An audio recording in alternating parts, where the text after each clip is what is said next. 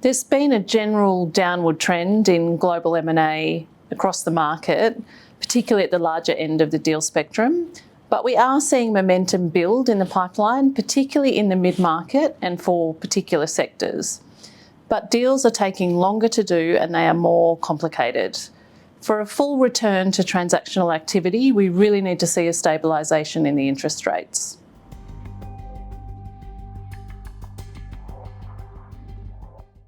For the next few years, I think we'll see strong transactional activity in the sectors which are somewhat immune to the current conditions economically and politically.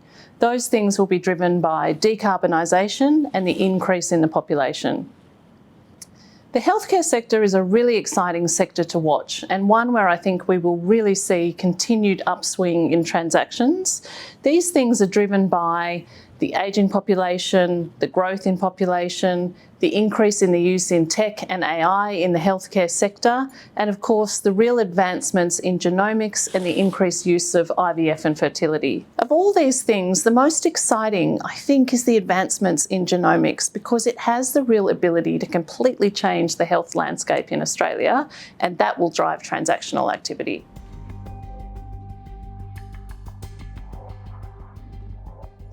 In this environment, you can really start to be prepared for what will be the inevitable upswing in transactional activity. So what we're seeing at the moment is a prevalence of restructurings and refinancings.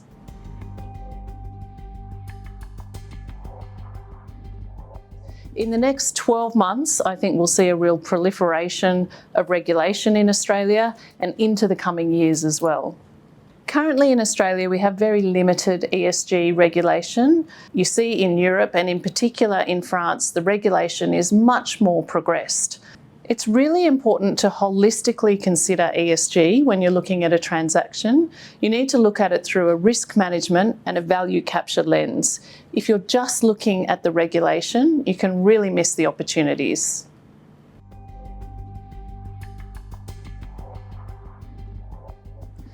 The current regime is really ripe for reform, and you'll see that the chair of the Commission has proposed some changes to address some of these things. Some of those changes are administrative in nature, but some will have much more substantive and significant effects. One of the really unique changes that are proposed is the reversal of the onus of proof.